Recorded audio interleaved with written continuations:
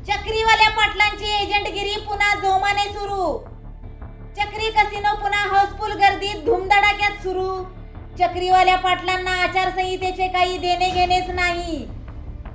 याबाबत अधिक माहिती अशी की शहरासह तालुक्यामध्ये कराडचे कसिनोवाले पाटील दलाल सांगलीच्या कसिनोवाल्या पाटील मालकासोबत पुन्हा एकदा शहरासह तालुक्यातील तरुणांना चक्रीच्या जाळ्यात अडकवण्याच्या तयारीत असल्याचे चित्र शहरासह तालुक्यामध्ये दिसून आले। स्थानिक स्वराज्य संस्थांच्या निवडणुकांचा कार्यक्रम जाहीर झाला आहे।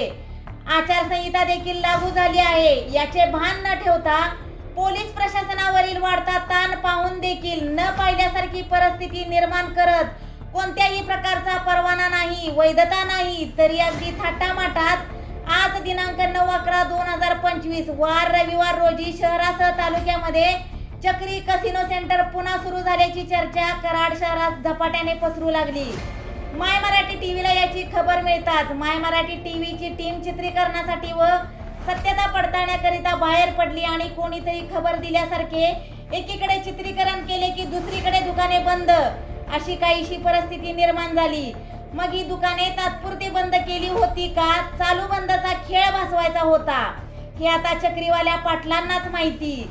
आज चित्रीकरणादरम्यानचे 2 ठिकाणे आम्ही आपणास या व्हिडिओच्या माध्यमातून दाखवत आहोत।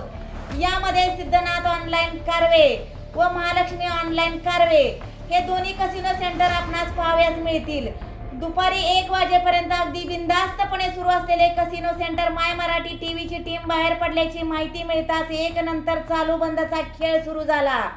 चक्रीमधून मिळणारा रगड पैसा पाटलांना काही बसू देईना आणि झोपूही देईना।